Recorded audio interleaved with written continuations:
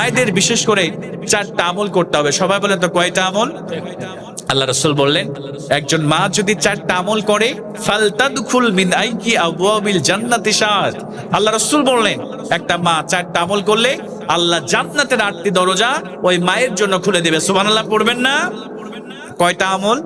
সবাই বলেন কয়টা আমল? মায়ের একটুবার মনোযোগ দিতে হবে, এরপরে আমি আদায়ে যাব ইনশাআল্লাহ। মায়েরা ভালো করে মনোযোগ দেন, মাত্র চারটা আমল। আমার মায়েরা ভালো করে লক্ষ্য করেন। বিশ্ব নবী বললেন আল মারআতু ইযা সাল্লাত খামসা, একজন মা যদি 5 ওয়াক্ত নামাজ পড়তে পারে, সবাই বলেন কয় ওয়াক্ত নামাজ? 5 ওয়াক্ত নামাজ। বিশ্ব নবী 2 নম্বরে বললেন ওয়া সামাত শাহরাহা, রমজান মাসের রোজা। 3 নম্বরে বিশ্ব নবী বললেন ওয়া সানাত ফারজা।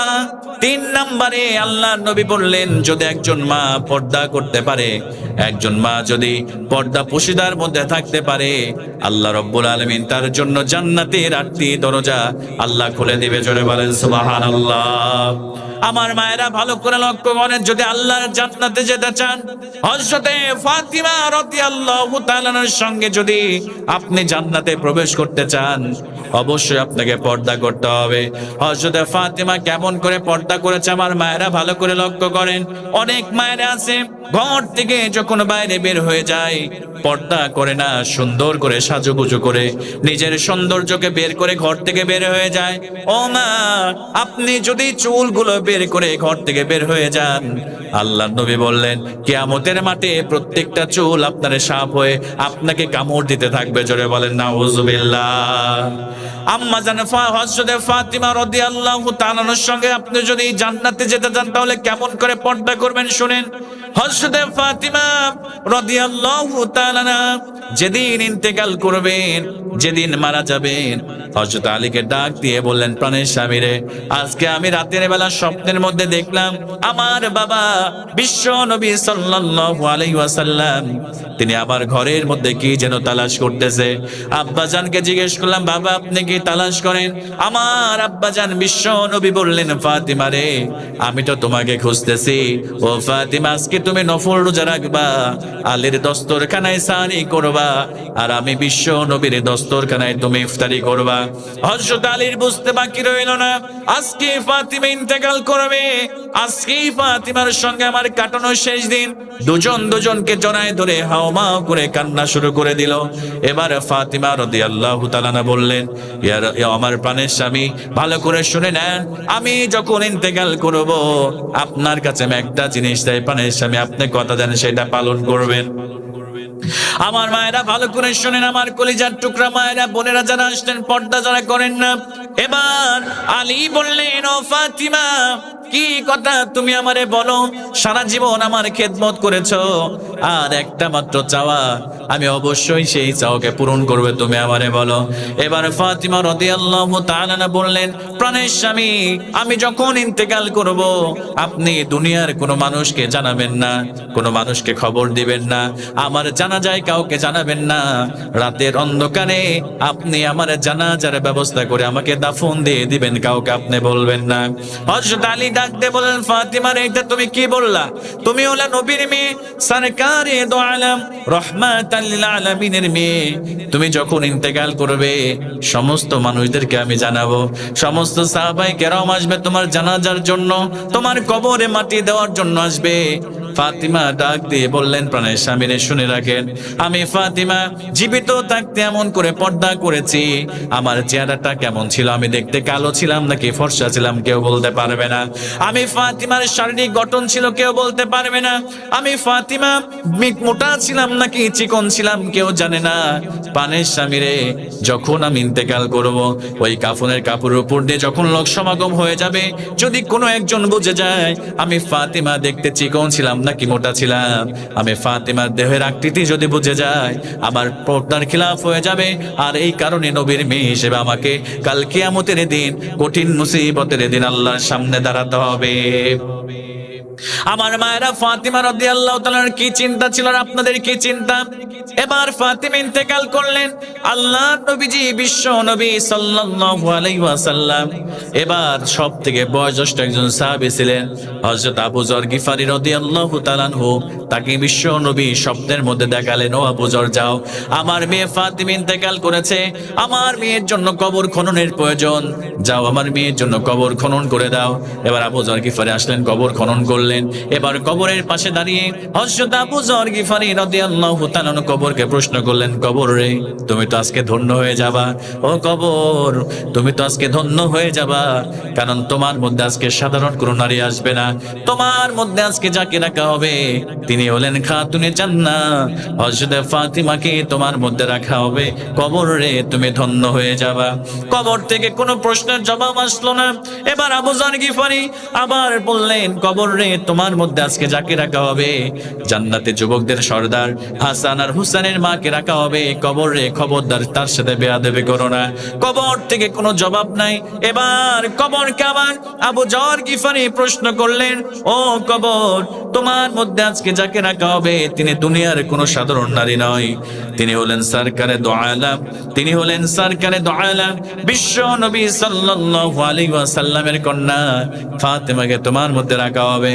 এবার আল্লাহ কবরের জবানটা খুলে দিল।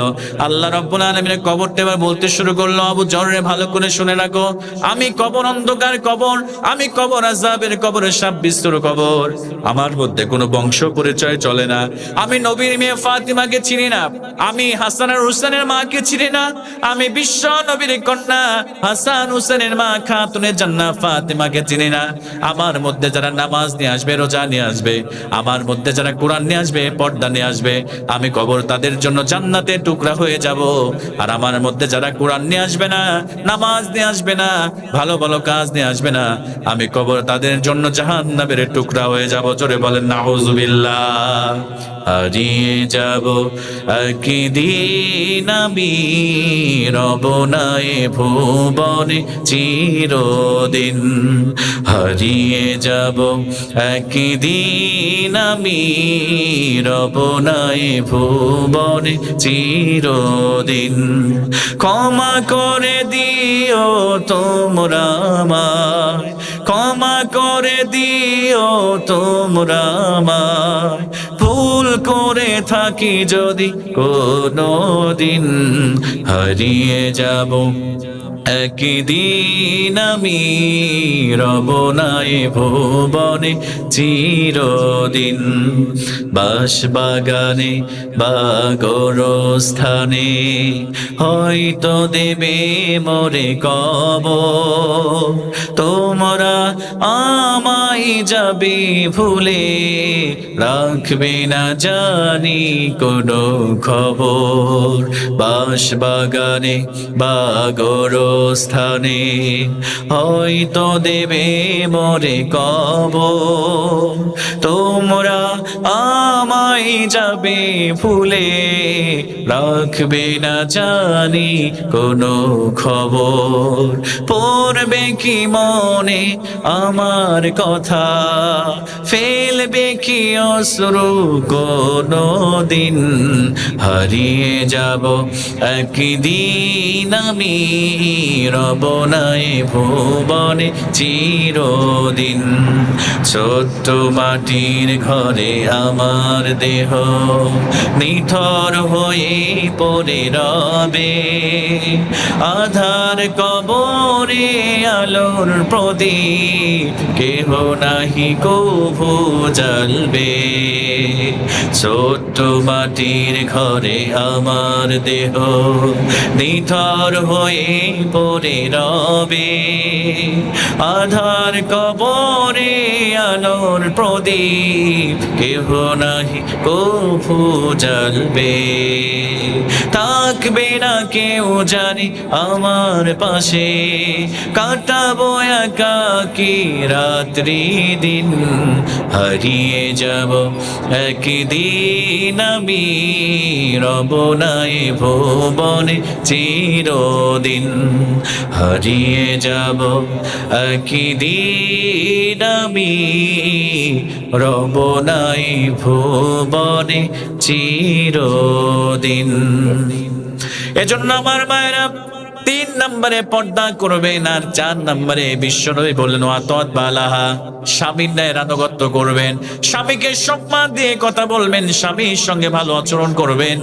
বিশ্বনবী সাল্লাল্লাহু আলাইহি ওয়াসাল্লাম বলেন, একজন স্ত্রী যদি এমন অবস্থায় মারা যায় যে অবস্থায় তার স্বামী তার উপরে সন্তুষ্ট ছিল, আল্লাহর নবী বললেন ওই স্ত্রীকে আল্লাহ রাব্বুল আলামিন জান্নাত দিয়ে ধন্য করে দেবে। জোরে বলেন সুবহানাল্লাহ।